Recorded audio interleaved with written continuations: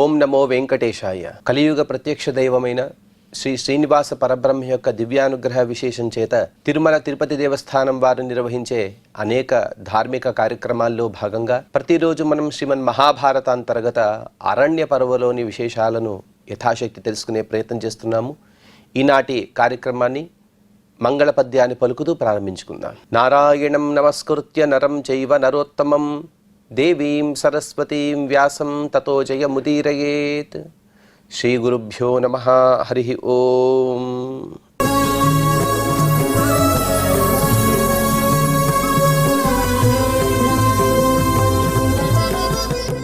ఘోషయాత్ర పర్వ అనే అనుపర్వలో ఘోషయాత్రకై బయలుదేరాడ దుర్యోధనుడు. తన దగ్గర ఉండేటువంటి సంపదలు చూపించి పాండవులను అవమానపరచాలని సంకల్పంతో వెళ్ళిన తనే చిత్రసేనుడు అనే ఒక గంధర్వరాజు భంగపడి చివరికి యుద్ధంలో ఓడిపోయి వారందరూ కూడా కట్టకట్టి తీసుకువెళ్లే సందర్భంలో పాండవుల యొక్క అనుగ్రహం చేత విడిపించబడ్డాడు.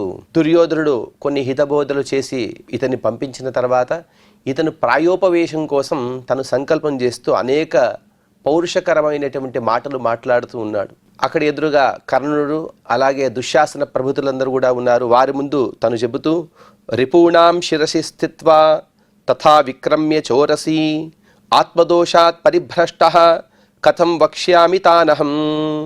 ఓ కర్ణ, ఇంతవరకు కూడా నా బలపరాక్రమాలతో నా శత్రువులందరినీ కూడా నా కాళ్ల కింద వేసుకున్నాను. రిపూణాం శిరసి స్థిత్వా, వారి తలపైన నా కాళ్ళు పెట్టి వాళ్ళని నలిపి నేను ఎప్పుడు కూడా గొప్ప గొప్ప జయాలను పొందాను, ఎప్పుడు కూడా పరాజయాన్ని పొందలేదు అని చెబుతున్నాడు. వాస్తవంగా దుర్యోధనుడు ఎన్నోసార్లు అపజయాన్ని పొందాడు. ద్రుపదరాజు చేత కానీ ఈ విధంగా అనేక అపజయాలు పొందినప్పటికీ కూడా తన అపజయాన్ని కప్పిపుచ్చుకుంటూ కేవలం జయాన్ని మాత్రమే పొందాను. కానీ ఈరోజు నేను అపజయాన్ని మరొకసారి పొందవలసి వచ్చింది. ఇదంతా కూడా నా స్వయంకృత అపరాధమే అని ఇప్పటికీ తనకు బుద్ధి వచ్చినట్టుగా తను మాట్లాడుతూ ఉన్నాడు. దుర్వినీత శ్రియం ప్రాప్య విద్యామైశ్వర్యమేవ చ తిష్టంతి న చిరం భద్రే యథాహం మదగర్వితః. ఉద్దండులైన మానవులు సంపద, విద్య, ఐశ్వర్యం ఈ అన్నిటిని కూడా పొందితే ఎక్కువ కాలం సవ్యమైన అలాగే క్షేమంకరమైనటువంటి ఉన్నత స్థానంలో నిలవలేరు. ఇవన్నీ కూడా శాశ్వతాలు కావు. ఇంతకాలం దుర్యోధనుడు ఎన్నో అధర్మాలు చేశాడు. ఇవే శాశ్వతమని అనుకున్న దుర్యోధనునికి కాస్త బుద్ధి వచ్చినట్టు ఇక్కడ కనబడుతుంది. ఆ విద్య, ఐశ్వర్యం, సంపద వీటి ద్వారా పొందేటువంటి గొప్ప గొప్ప పదవులన్నీ కూడా శాశ్వతం కావు. దానికి ఉదాహరణ నేనే అని చెప్పుకుంటున్నాడు. ఎందుకంటే నాకు అన్నీ ఉన్నాయి, కానీ ఇప్పుడు నేను రాజ్యభ్రష్టుడే అయినట్టే. అనగా ఒక్కసారి అపజయాన్ని పొందితే క్షత్రియుడు తను జీవన్మృతుడే.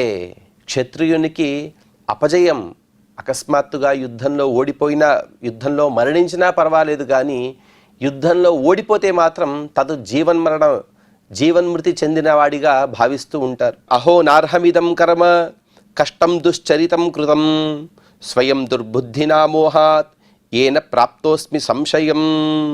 నేను చేసిన దుష్కృత్యం అనేది నా స్థాయికి తగ్గ పని కాదు. ఎందుకంటే నేను రాజాధిరాజుని, కానీ ఒకసారి ఓడిపోయాను. రాజుగా ఉన్నవాడు ఎప్పుడు కూడా ఓడిపోకూడదు. తన జీవిత కాలంలో ఓటమి అనేది లేకుండా అలా దూసుకు వెళ్తూ ఉండాలి. కానీ నేను ఇప్పుడు ఓడిపోయాను. ఇదంతా కూడా నా స్వయంకృతాపరాధమే.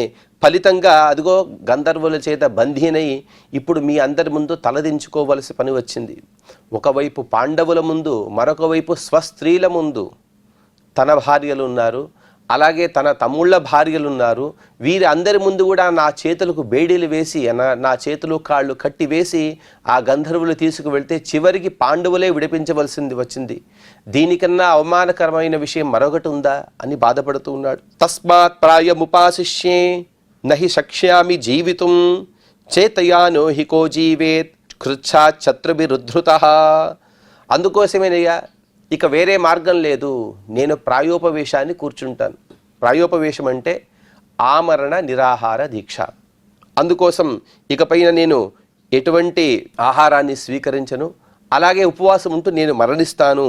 నేను ఇంక జీవించలేను, ఎందుకంటే ఈ జీవితం అనేది పాండవులు వేసిన భిక్ష అని తను చెబుతున్నాడు. పాండవులు ఈరోజు నన్ను విడిపిస్తే కానీ నేను ఈరోజు ఉండలేకపోయాను.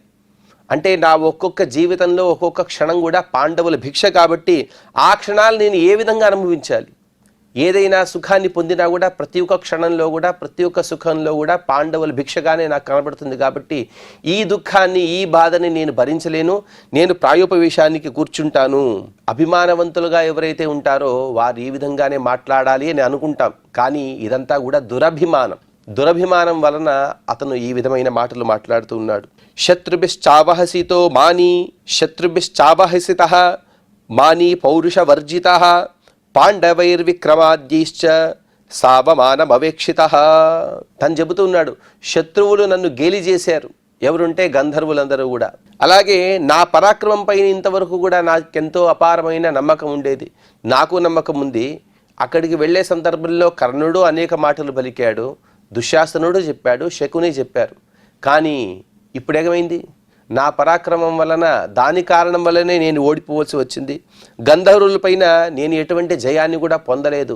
ఏ క్షణంలో కూడా వారు నా పైన జయాన్ని పొందినట్టుగా కాకుండా, అనగా నేను వారిపైన జయాన్ని పొందినట్టు కాకుండా ప్రతి క్షణంలో నేను వారితో ఓడిపోతూనే ఉన్నాను. అలాగే సావమానమవేక్షితః, పాండవులందరూ కూడా నన్ను అవమానకరంగా నన్ను చూశారు అని చెబుతున్నాడు. ఏ సందర్భంలోనూ కూడా ధర్మరాజు గారి ఆజ్ఞకు అనుసారంగా భీముడు కానీ, అర్జునుడు కానీ, నకుల సహదేవులు కానీ, ద్రౌపదీదేవి కానీ వీరికి ఎక్కడ కూడా అవమానకరంగా వారు వర్తించలేదు. వారి ప్రవర్తన అలా లేదు, ఎందుకంటే ధర్మరాజు గారి యొక్క ఆజ్ఞ. కానీ ఇతను చెబుతున్నాడు సావమానం అవేక్షితః, నన్ను అలా బందీగా తీసుకువెళ్తే నన్ను అవమానకరంగా వారు అవమానించారు. అంటే మనం అంటూ ఉంటాం కదా, పచ్చకామర్లు వచ్చిన వాడికి లోకమంతా కూడా పచ్చగా కనబడుతుంది. అదే విధమైన దుర్బుద్ధితో ఉన్నాడు కాబట్టి తను కూడా అదే ప్రతి ఒక్క మాటలో కూడా ప్రతి ఒక్క చూపులో కూడా దుర్వృత్తాలనే తను వెతుక్కుంటూ ఉన్నాడు. అటువంటి దుష్టబుద్ధి దుర్యోధనుడు.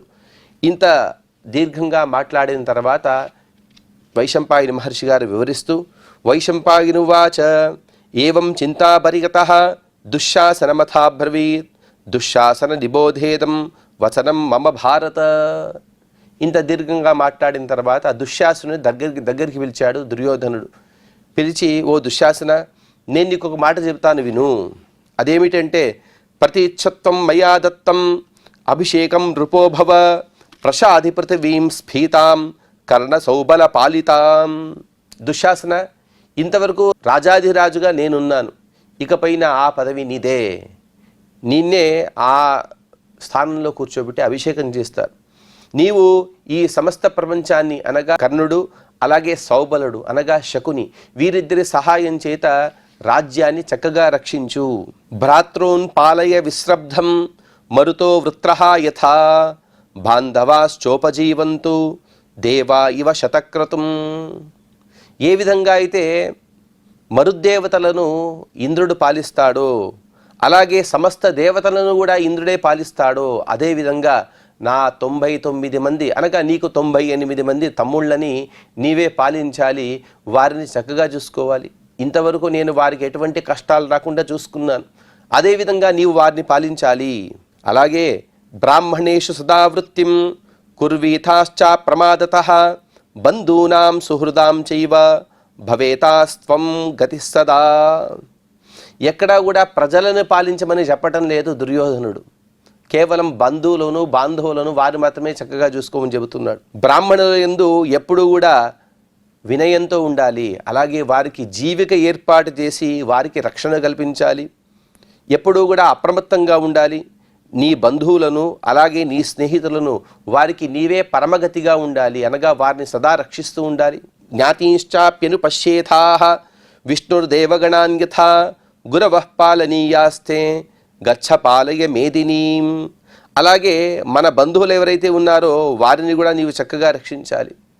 జ్ఞాతులు అనగా మనకు తెలిసిన వాళ్ళు, ఒకవైపు బంధువులు, మరొక వైపు తెలిసిన వాళ్ళు, మరొక వైపు స్నేహితులు, అలాగే తమ్ముళ్ళు, ఈ అందరిని కూడా చక్కగా చూసుకోవాలి. ఎలాగంటే విష్ణుర్ దేవగణాన్యథా, విష్ణువు సమస్త దేవతలను ఏ విధంగా అయితే రక్షిస్తాడో, అనగా లక్ష్మీ బ్రహ్మాది సమస్త దేవతాగణాన్ని కూడా విష్ణుమూర్తి ఏ విధంగా అయితే రక్షిస్తాడో, కాలకాలంలో వారికి ఎటువంటి ఆపద రాకుండా చూసుకుంటాడో, ఆ విధంగా నీవు నీ జ్ఞాతులను, నీ బంధువులను, నీ సోదరులను అందరిని కూడా చక్కగా రక్షించాలి. అలాగే గురవ పాలనీయాస్తే, మన అమ్మా నాన్నలు ఉన్నారు కదా, అలాగే పెద్దలు కూడా ఉన్నారు కదా, వారిని కూడా చక్కగా రక్షించాలి. గచ్చ, ఇక నీవు వెళ్ళు, రాజ్యాన్ని పరిపాలించు. నందయన్ సుహృద సర్వాన్ శాత్రవాంశ్చావభత్సయన్ కంఠే చైనం పరిష్వజ్య గమ్యతామిత్యువాచ. మన సుహృదులు అనగా స్నేహితులు ఎవరైతే ఉంటారో వారికి ఆనందాన్ని చేకూర్చే విధంగా నీ పాలన అనేది ఉండాలి. అలాగే శత్రువుల్ని మాత్రం ఎప్పుడూ నీవు నిందిస్తూ ఉండాలి. శత్రువుల్ని నిందిస్తూ ఈ రాజ్యాన్ని పాలించమని చెప్పి తన కంఠం పైన చేతులు వేసి ఒకసారి గట్టిగా ఆలింగనం చేసుకున్నాడు దుర్యోధనుడు దుశ్శాసనుడిని. ఆలింగనం చేసుకుని ఇక నీవు వెళ్ళవచ్చు అని చెప్పాడు. తస్య తద్వచనం శ్రుత్వా దీనో దుశ్శాసనో బ్రవీత్ అశ్రుకంఠస్సు దుఃఖార్థః ప్రాంజలి ప్రణిపత్యచ. ఈ విధంగా అన్నగారి మాటలు విన్నటువంటి దుశ్శాసనుడు వెంటనే అశ్రుకంఠ, కళ్ళల్లో నీళ్ళొస్తున్నాయి, కంఠమంతా కూడా గద్గదమైపోయింది. ఆ విధంగా దుఃఖపడుతూ తన అన్నగారి కాళ్లపైన పడ్డాడు. పడి సగద్గదమిదం వాక్యం భ్రాతరం జ్యేష్ఠమాత్మనః ప్రసీదేత్యపతద్భూమౌ దూయమానేన చేతసా. గద్గదమైనటువంటి కంఠంతో తన పెద్దన్న అతని కాళ్లపైన పడి దైన్యంతో అతన్ని వేడుకుంటున్నాడు. ప్రసీద, ఓ అన్నయ్య, నన్ను అనుగ్రహించు, ఎలాగైనా సరే ఈ కష్టం నుండి నన్ను నీవే గట్టెక్కించాలి. దుఃఖిత పాదయోస్తస్య నేత్రజం జలముత్సృజన్ ఉక్తవాంశ్చ నరవ్యాఘ్రో నైతదేవం భవిష్యతి. తన కన్నీళ్లతో అతని పాదాలను కడుగుతూ ఉన్నాడు. ఆ విధంగా గట్టిగా ఏడుస్తూ తన కాళ్లను గట్టిగా పట్టుకుని, ఇది ఏమైనా సరే నీవు చెప్పింది ఏది కూడా జరగకూడదు. ఇప్పుడు నీవు చెప్పిన ప్రాయోపవేశం కానీ, అలాగే నాకే రాజ్యాన్ని కట్టబెట్టడం కానీ, నీవు రాజ్యాన్ని వదిలివేయుట కానీ ఇదేది కూడా జరగకూడదు. ఎందుకంటే విదీర్యేత్ సకలా భూమి ద్యౌశ్చాపి శకలీ భవేత్ రవిరాత్మ ప్రభాం జహ్యాత్ సోమ శీతాంశుతాం త్యజేత్. భూమి రెండుగా చీలిపోని, ఆకాశం ముక్కలైపోయిని, అలాగే సూర్యుడు తన వెలుగును కోల్పోని, చంద్రుడు కూడా తన శైత్యాన్ని వదిలివేయవచ్చు. వాయుశైఘ్రో మథోజహ్యాత్ హిమవాంశ్చ పరివ్రజేత్ శుష్యేతతో యం సముద్రేషు వన్హిరప్యుష్ణతాం త్యజేత్. వాయువు కూడా తన శీఘ్రగతిని వదిలివేయవచ్చుగాక, అలాగే హిమవంతుడు కూడా తను కరిగిపోని, మొత్తంగా సముద్రంలో నీరు లేకుండా ఉండిపోని, వన్హిలో అనగా అగ్నియందు ఉష్ణత అనేది లేకపోని. నచాహం త్వదృతే రాజన్ ప్రశాసేయం వసుంధరాం పునః పునః ప్రసీదేతి వాక్యం చేతమువాచ. పైన 2 శ్లోకాల్లో చెప్పిన విధంగా అవన్నీ కూడా జరిగిపోని, అనగా ప్రపంచం మొత్తం కూడా అల్లకల్లోలమైపోయి, ప్రపంచం మొత్తం కూడా క్షామంతో కూడి, ప్రపంచం మొత్తం కూడా కొట్టుకుపోయినా పర్వాలేదు, నీవే రాజుగా ఉండాలి. నచాహం త్వదృతే రాజన్, నీవు లేక నేను రాజ్యాన్ని పరిపాలించలేను, నీవు లేక నేను రాజ్యంలో ఉండలేను, నీవే రాజ్యాన్ని పరిపాలించాలి. అందుకోసం పునః పునః ప్రసీదేతి, మరొక్కసారి ప్రసీద ప్రసీద, అనుగ్రహించు అనుగ్రహించు అని గట్టిగా మాట్లాడుతూ అతని కాళ్ళు పట్టుకున్నాడు.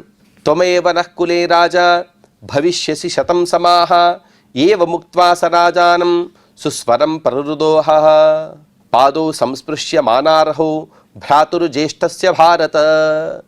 మా వంశంలో, మన కులంలో నీవే పెద్దవాడివి, పెద్దవాడిగా ఉండేవారే రాజ్యాన్ని పరిపాలించాలి. ఏ విషయాలు కూడా దుశ్శాసనుడికి యుధిష్ఠిరుడు ఉండే సందర్భంలో గుర్తుకు రాలేదు. అందరికన్నా పెద్దవాడు ధర్మరాజు, ధర్మరాజే మనకన్నా పెద్దవాడు కాబట్టి తనే రాజ్యాన్ని పరిపాలించాలనే ఆలోచన అప్పుడు లేదు, కానీ ఇప్పుడు మాత్రం ఇవన్నీ కూడా గుర్తుకు వస్తున్నాయి.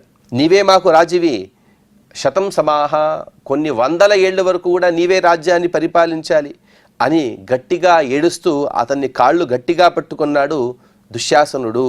తదాతో దుఃఖితో దృష్ట్వా దుశ్శాసన సుయోధనౌ అభిగమ్య వ్యథావిష్టః కర్ణస్థౌ ప్రత్యభాషత. ఆ విధంగా దుర్యోధనుడు దుశ్శాసనుడు పరస్పరంగా ఏడుస్తూ ఒకరినొకరు ఆలింగనం చేసుకుంటూ అలా కన్నీరు కారుస్తూ ఉంటే, ఆ సందర్భంలో దుఃఖాన్ని పొందినటువంటి కర్ణుడు కూడా అక్కడికి వచ్చి వారిద్దరిని గూర్చి ఈ విధంగా మాట్లాడుతున్నాడు. విషీదత కిం కౌరవ్యౌ బాలిష్యాత్ ప్రకృతవివ నశోకశోచమానస్య వినివర్తేత కర్హిచిత.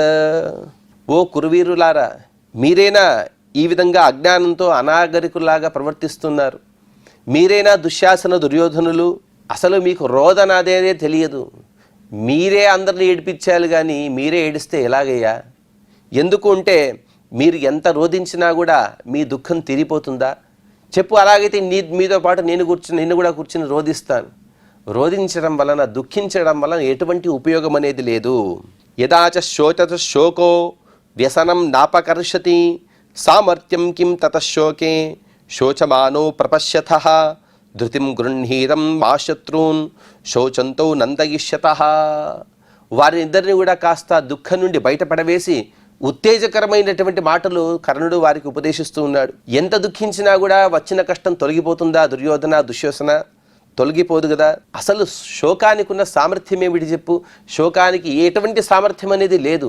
శోకం అనేదే వ్యర్థము. అటువంటి సందర్భంలో శోకించి ఉపయోగమేముంది? ఈ విషయం మీ ఇద్దరి కూడా అనగా ఇంతవరకు దుఃఖిస్తున్న మీకు ఈ విషయం ఈ పాటికే అర్థమై ఉంటుంది. అందుకోసమే ధైర్యాన్ని వహించండి. అలా కాక దుఃఖిస్తూ ఉంటే మీకు శోకమే, మీ శత్రువులకు ఎప్పుడు కూడా ఆనందమే. అదిగో మన శత్రువులు ఏడుస్తున్నారని వారు ఎంతో ఆనందిస్తారు. అలాగే మీ బలాలన్నీ కూడా కుంచుకుపోతాయి. కాబట్టి శోకాన్ని వదలండి. కర్తవ్యం హి కృతం రాజన్ పాండవైస్తవ మోక్షణం నిత్యమేవ ప్రియం కార్యం రాజ్ఞో విషయవాసిభిః. స్నేహితులుండాలి కానీ కర్ణుడి లాంటి దుష్టుడైన స్నేహితుడు ఎవరికి కూడా ఉండకూడదు. ఆ విషయం అనగా కర్ణుడు అంటే సూర్యుని యొక్క అంశతో పుట్టినవాడు. కర్ణుడు ఇటువంటి మాటలు ఎందుకు మాట్లాడుతున్నాడనే విషయం తర్వాత కాలంలో చెప్పబోతున్నారు వ్యాసుల వారు. కానీ కర్ణుడి దుష్టమైనటువంటి ఉపదేశం ఇక్కడ చూడండి. ఓ రాజా, మిమ్మల్ని విడిపించి పాండవులు ఏం కూడా ఘనకార్యం చేయలేదు. వారి కర్తవ్యాన్ని వారు చేశారయ్యా. పాండవైస్తవ మోక్షణం కృతం కర్తవ్యం హి కృతం. పాండవులు మిమ్మల్ని విడిపించింది వారి కర్తవ్యంగా చేశారు. దానిలో ఏమయ్యా పెద్దరికం? అది వారి కర్తవ్యం. ఒక రాజుగారి రాజ్యంలో ఉన్న వారందరూ కూడా రాజుకి మేలు జరిగేలా చూడాలి. ఆ కార్యాన్ని వారు చేశారు. అంతేగాని దీనిలో ఎటువంటి విశేషం అనేది లేదు కదా. పాల్యమానాస్త్వయా తేహి నివసంతి గతజ్వరాః ఆర్హస్యేవం గతే మన్యుం కర్తుం ప్రాకృతవద్యథ. ఈ ప్రాంతమంతా కూడా నీ పాలనలో ఉంది. నీ ఏలుబడిలో ఉండేటువంటి భూమిలో నివసించేవారు నీ మేలుకు చేయాలి. నీకు మేలు ఏ విధంగా అయితే చేకూరుతుందో అటువంటి కర్మలు చేయాలి. ఆ విధంగా నిన్ను రక్షించారంటే అది వారి గొప్పదనం కాదు, వారి కర్తవ్యమే. అందుకోసం దానికోసం ఇంత అనాగరికులుగా ప్రవర్తిస్తూ మీరిద్దరు ఏడుస్తున్నారు కదా. ఇది మీకు శోభ కాదు కదయ్యా. విషణ్ణాస్తవ సోదర్యాః త్వయి ప్రాయం సమస్థితే తదలం దుఃఖితానేతాన్ కర్తుం సర్వాన్ నరాధిప ఉత్తిష్ట వ్రజభద్రం తే క్షమాశ్వాసయ సోదరాన్. ఓ దుర్యోధన, నీవు ప్రాయోపవేశాన్ని కూర్చుంటే నీ తమ్ముళ్ళు ఊరుకుంటారా? వారు కూడా ప్రాయోపవేశాన్ని కూర్చుంటారు. 100 మంది చనిపోతే మీ అమ్మా నాన్నలను ఓదార్చేవారు ఎవరయ్యా? ఒకరు చనిపోతేనే వారు తట్టుకోలేరు. అటువంటిది 100 మంది కూడా ప్రాయోపవేశాన్ని కూర్చుంటే వారి గతి ఏం గాను? అందుకోసం విషణ్ణాస్తవ సోదర్యాః త్వయి ప్రాయం సమాస్థితే. నీవు ప్రాయోపవేశాన్ని కూర్చున్నందుకు నీ సోదరులందరూ కూడా విషణ్ణవతులైపోయారు, ఎంతో బాధపడుతున్నారు. అందుకోసం ఇక చాలు, ఆపు, ఇక్కడికి ప్రాయోపవేశాన్ని వదిలివేయి. ఉత్తిష్ట లై భద్రంతే, నీకు మంగళమవుగాక, నీకు మంచి జరుగుగాక, నీ సోదరులు ఎవరైతే ఉన్నారో వారిని సమాధానపరచమని కర్ణుడు చెబుతూ ఇక్కడికి 249వ అధ్యాయాన్ని పూర్తి చేసుకుని ఇక 250వ అధ్యాయంలో కర్ణుడు ఇంకా తన ఉపదేశాన్ని కొనసాగిస్తున్నాడు. కర్ణ ఉవాచ రాజన్నాద్యావగచ్ఛామి తవేహ లఘుసత్వతాం కిమత్ర చిత్రం యద్వీర మోక్షితః పాండవైరపి సద్యో వశం సమాపన్నః శత్రుణాం శత్రుకర్షణ. దాదాపుగా ఈ కొన్ని శ్లోకాలలో పాండవులు నిన్ను రక్షించారంటే అది వారి కర్తవ్యం. ఇదే మాటలనే మరీ చెబుతూనే ఉన్నాడు. ఎందుకంటే పాండవులను రక్షించారు, నీవు బాధపడుతున్నావు కదా. అదేం వారు నీకు చేసిన ఉపకారం కాదు, కానీ వారి కర్తవ్యాన్ని చేశారు. దానికోసం నీవెందుకు బాధపడుతున్నావు? పాండవుల చేత నీవు విడిపింపబడ్డావు. అదంతా ఆశ్చర్యపడాల్సిన విషయం కాదు. అంత మాత్రాన నీ గౌరవానికి భంగం ఏదో ఏర్పడింది అని అనుకుంటే అది నీ మూర్ఖత్వం అయిపోతుంది. దానికోసం ఇంత చిన్నబిచ్చుకోవాల్సిన అవసరం లేదు కదయ్యా ఓ దుర్యోధన.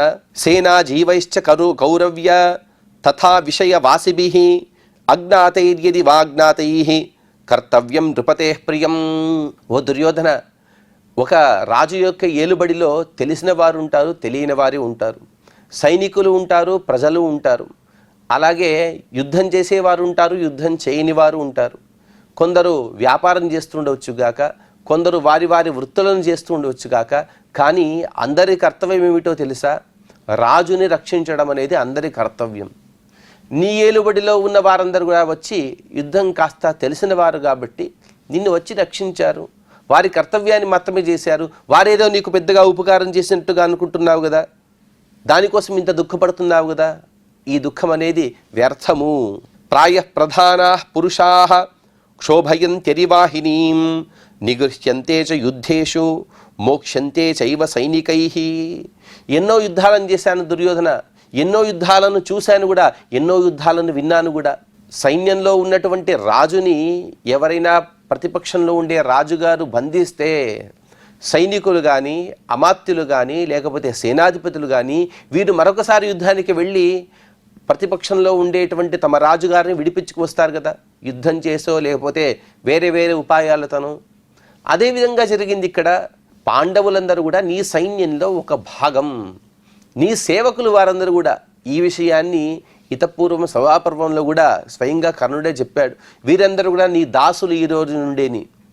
అటువంటి దాసులైన వారు నిన్ను విడిపించారంటే దీనిలో ఆశ్చర్యం ఏముంది? వారి కర్తవ్యాన్ని పరిపాలించారు. సేనా జీవాశ్చ ఏ రాజ్ఞాం విషయే సంతి మానవాః తై సంగమ్య నృపార్థాయ యతి తవ్యం యథాతథం. సైనికులు కానీ, పౌరులు కానీ, లేకపోతే వీరిద్దరూ కలిసి కానీ, అంటే వీరిద్దరు విడివిడిగా కానీ లేకపోతే వీరందరూ కూడా కలిసి కానీ అవసరం వచ్చినప్పుడు రాజు యొక్క క్షేమం కోసం ఎన్ని వీలు పడితే అటువంటి కర్మలు చేయాలి. ఈ విషయంలో పాండవులు కూడా అదే చేశారు. యద్యేవం పాండవై రాజన్ భవద్విషయ వాసిభిః యదృచ్ఛయా మోక్షితోసి తత్రకా పరివేదన. ఆ విధంగా పాండవులందరూ కూడా నీ ఏలుబడిలో ఉన్నారు, నీ రాజ్యంలోనే ఉన్నారు. అందుకోసం వారందరూ కూడా వారి ధర్మాన్ని చేశారు, వారి కర్తవ్యాన్ని చేశారు. అంతేగాని వారేదో నీకు పెద్దగా ఉపకారం చేసినట్టుగా, లేకపోతే వారికి సంబంధం లేని పెద్ద ఉపకారాన్ని, పెద్ద కార్యాన్ని వారు చేసినట్టుగా నీవెందుకయ్యా అనుకుంటున్నావు? అందుకోసం ఎందుకయ్యా ఇంత బాధపడుతున్నావు? నచైతత్ సాధు యద్రాజన్ పాండవాస్త్వా నృపోత్తమం స్వసేనయా సంప్రయాంతం నాను యాంతి స్మ పృష్ఠతః. ఓ దుర్యోధన, నీవు రాజులలో గొప్ప రాజువి, అనగా రాజోత్తరుడివి. సైన్యంతో సహా పాండవులు అడవికి వెళ్ళారు, ప్రమాదంలో చిక్కుకున్నారు. ఒకవేళ పాండవులు ఆ సమయంలో మీ వెంట వచ్చి ఉంటే, సహాయం చేసి ఉండకపోతే అప్పుడు తప్పు చేసినట్టుగా. కానీ వారు ఇప్పుడు సహాయం చేశారంటే అదంతా కూడా వారి ధర్మమే. దానికోసం నువ్వెందుకయ్యా బాధపడతావు? శూరాశ్చ బలవంతశ్చ సంయుగే శ్వపలాయినః భవతస్తే సహాయా వై ప్రేష్యతాం పూర్వమాగతాః. ఇక్కడ కర్ణుడి నోట నుండి చక్కటి మాటలు వస్తున్నాయి. అనగా పాండవుల యొక్క బలపరాక్రమాల గురించి స్పష్టంగా చెబుతున్నాడు కర్ణుడు. పాండవులు శూరులు, మహాబలిష్ఠులు.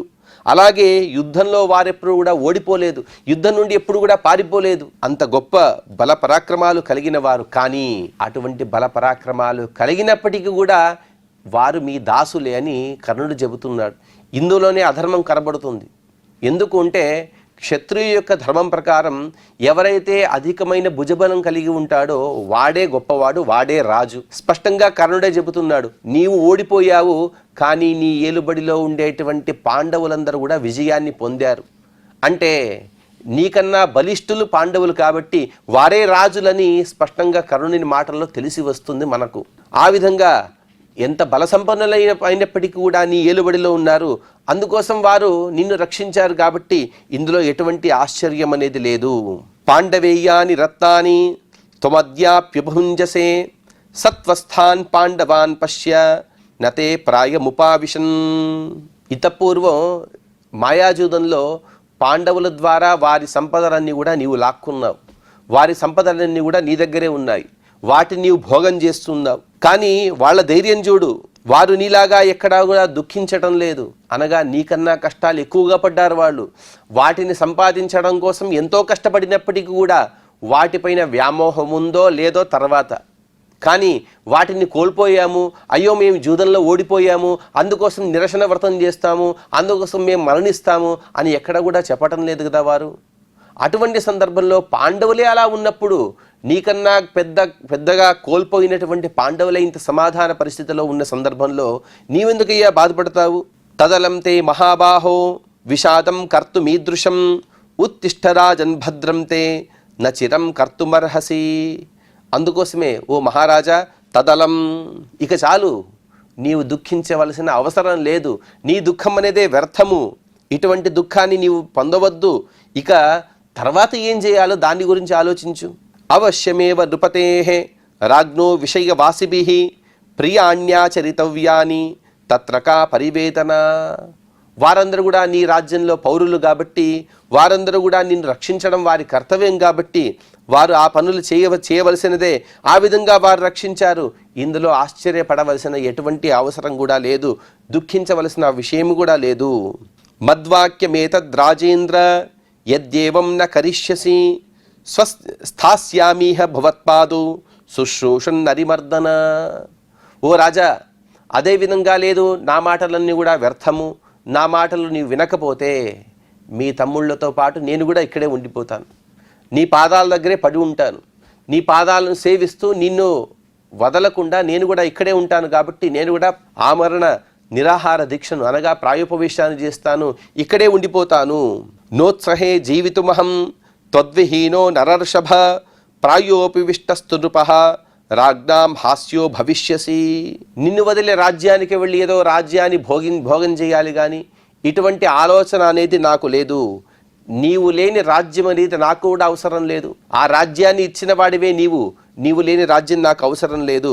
నీలాగే నేను కూడా ప్రాయోపవేశాన్ని కూర్చుంటాను. కానీ దుర్యోధన, ఒక విషయం గుర్తుపెట్టుకో, ఇదే విధంగా నీవు ప్రాయోపవేశం చేస్తే అందరూ కూడా నేను చూసి అపహాసం చేస్తారు. రాజ్ఞాం హాస్యో భవిష్యసి, వారందరూ కూడా అపహాసం చేస్తారు. కాబట్టి ఈ ప్రాయోపవేశాన్ని వదిలివేయమని కర్ణుడు దీర్ఘమైన ఉపదేశాన్ని చేశాడు. ఏ ఉపదేశాన్ని అయితే ఒక స్నేహితుడు చేయకూడదో అటువంటి దుష్ట ఉపదేశాన్ని కర్ణుడు అందించిన తర్వాత జరిగిన విషయాన్ని వైశంపాయన మహర్షి గారు చెబుతూ, వైశంపాయనువాచ ఏవ ముక్తస్తు కర్ణేన రాజా దుర్యోధనస్తదా నైవోత్థాతుం మనశ్చక్రే స్వర్గాయ కృతనిశ్చయః. ఇంత చెప్పినప్పటికీ కూడా దుర్యోధనుని మనస్సుకి సమాధానం లేదు.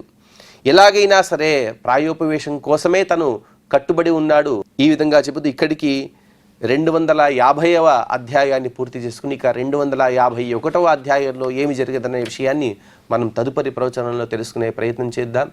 ఈనాటి ప్రవచనాన్ని శ్రీ వెంకటేశ్వర స్వామి వారి పాద పద్మములందు సమర్పణ చేస్తూ క్షమాప్రార్థన మరియు మంగళ పద్యాన్ని పలుకుదాం. యదక్షర పదభ్రష్టం మాత్రాహీనం చ యద్భవేత్ తత్సర్వం క్షమ్యతాం దేవ నారాయణ నమోస్తుతే. శ్రియః కాంతాయ కళ్యాణ నిధయే నిధయేర్థినాం శ్రీవేంకట నివాసాయ శ్రీనివాసాయ మంగళం.